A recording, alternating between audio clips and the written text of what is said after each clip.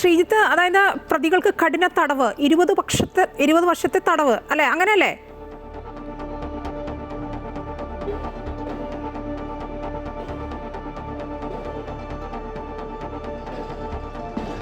അങ്ങനെയാണ് ഇപ്പോൾ നമുക്ക് കിട്ടുന്ന വിവരങ്ങൾ. കോടതിക്കുള്ളിൽ നിന്ന് വിവരങ്ങൾ വരുന്നതേ ഉള്ളൂ.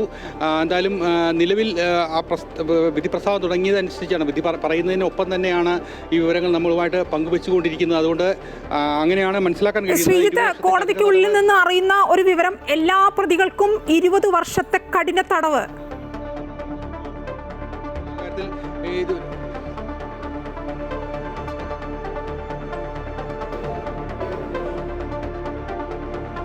അതെ, അതാണ് ഞാൻ ഇതായിക്കൊണ്ട് 20 വർഷത്തെ കഠിന തടവ് എല്ലാ പ്രതികൾക്കും നൽകുന്നു. പക്ഷേ ജീവപര്യന്തം എന്നൊരു കാര്യത്തിലേക്ക് കടക്കുന്നില്ല. കാരണം 20 വർഷം എന്ന് പറയുമ്പോൾ അതിനകത്തൊരു കണക്ക് പറയുന്നില്ല. സാധാരണ ഇതിൽ ജീവപര്യന്തം എന്ന് പറയുമ്പോൾ ഒരു ജീവപര്യന്തം, ജീവിതം അവസാനിക്കുന്നവരെ എന്നാണ് ജീവിതപര്യത്തിൻ്റെ ഒരു അർത്ഥം വരുന്നത്. ഇടക്കാലത്ത് ഇളവൊക്കെ കിട്ടാറുണ്ടെങ്കിലും പക്ഷേ കഠിന തടവ് എന്നുള്ള രീതിയിലേക്കാണ് ഇപ്പോൾ ശിക്ഷാവിധികൾ പറയുന്നത്. ഏതാണ്ട് 1 മുതൽ 6 വരെയുള്ള പ്രതികൾക്ക് 20 വർഷത്തെ കഠിന തടവും ഒപ്പം പിഴശിക്ഷയും മനസ്സിലാക്കിയനുസരിച്ച് 15,000 രൂപയുടെ ഒരു പിഴശിക്ഷയാണ് കാണുന്നത്. ഇതുമായി ബന്ധപ്പെട്ട കൂടുതൽ വിവരങ്ങൾ ഈ ഘട്ടത്തിൽ ലഭിക്കേണ്ടതുണ്ട്. എന്തായാലും മുഴുവൻ പ്രതികൾക്കും, അതായത് കുറ്റക്കാരെന്ന് നേരത്തെ കണ്ടെത്തിയ മുഴുവൻ പ്രതികൾക്കും 20 വർഷത്തെ കഠിന തടവ് എന്നുള്ളൊരു ശിക്ഷാവിധിയാണ് ഈ ഘട്ടത്തിൽ പുറത്തു വന്നതെന്നാണ് നമുക്ക് ലഭിക്കുന്ന വിവരങ്ങൾ. മായ, ശ്രീത, അപ്പോൾ നേരത്തെ കോടതി പറഞ്ഞിരുന്നല്ലോ, കുറ്റകൃത്യത്തിന്റെ അളവനുസരിച്ച് എല്ലാവർക്കും ഒരേപോലെ ശിക്ഷ നൽകാനാവുമോ എന്നൊക്കെയാണ് കോടതി ചോദിച്ചത്. ഉച്ചയ്ക്ക് മുമ്പ് വാദം നടന്ന സമയത്ത് 1.25 മണിക്കൂർ വാദത്തിലെ ഒരു പ്രധാനപ്പെട്ട ഘടകമായിരുന്നു അത്. നമ്മളൊക്കെ ശ്രദ്ധിച്ചതാണത്. പക്ഷേ ഇപ്പോൾ വന്നപ്പോൾ എല്ലാ പ്രതികൾക്കും കഠിന തടവ്, 20 വർഷം തടവ്, അങ്ങനെയാണ് മനസ്സിലാക്കാനാവുന്നത്.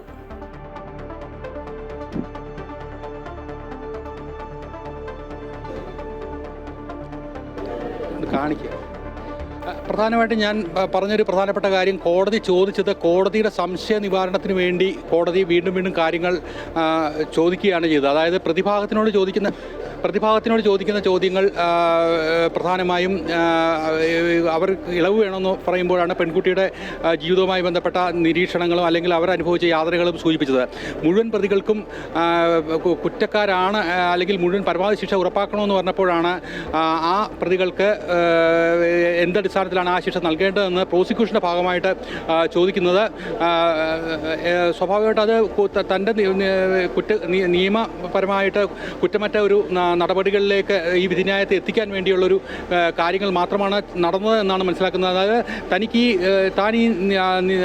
ഈ ഒരു വിധിന്യായത്തിലേക്ക് എത്തുന്നതിന് തൻ്റെ ഭാഗത്തുനിന്ന് കുറവുകളുണ്ടാകുന്നത്. അപ്പോൾ 2 കൂട്ടരോടും പ്രധാനമായും ഈ ചോദ്യങ്ങൾ ചോദിക്കുകയായിരുന്നു. അതായത് രണ്ടുപേരും ഒരു കൂട്ടർ ഇളവ് വേണമെന്ന് പറയുമ്പോൾ ആ ഇളവ് എന്തിനാണ് വേണ്ടത്? ആ പെൺകുട്ടി അനുഭവിച്ച ബുദ്ധിമുട്ടുകൾ നിങ്ങൾ കാണുന്നില്ലേ?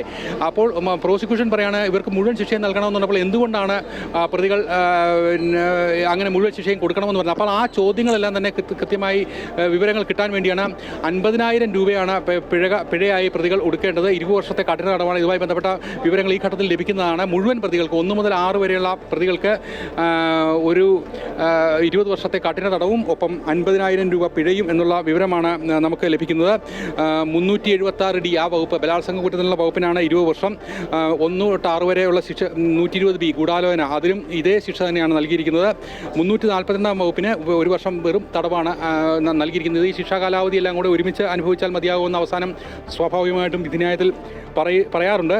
എന്തായാലും 376D എന്നുള്ളതിൻ്റെ പരമാവധി ശിക്ഷ എന്നുള്ള രീതിയിൽ 20 വർഷത്തെ കഠിന തടവാണ് ഈ 6 പ്രതികൾക്കും ഈ ഘട്ടത്തിൽ നൽകിയിരിക്കുന്നത്.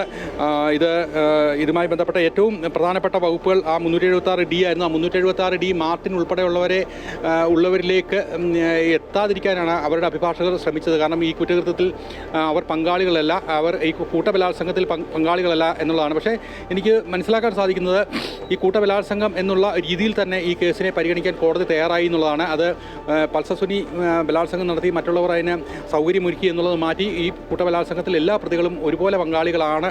അതുകൊണ്ട് തന്നെ എല്ലാവർക്കും അതിനുവേണ്ടി സഹായം ചെയ്തു കൊടുത്തവർക്കെല്ലാം തന്നെ ശിക്ഷ ഉറപ്പാക്കുന്ന ഒരു വിധി എന്നുള്ള രീതിയിൽ തന്നെയാണ് ഇതിനെ കോടതി കണ്ടിരിക്കുന്നതെന്ന് എനിക്ക് തോന്നുന്നു. അതുതന്നെയാണ്, അതുകൊണ്ടാണ് 20 വർഷം കഠിന തടവ് ഈ മുഴുവൻ പ്രതികൾക്കും നൽകിയിരിക്കുന്നത്.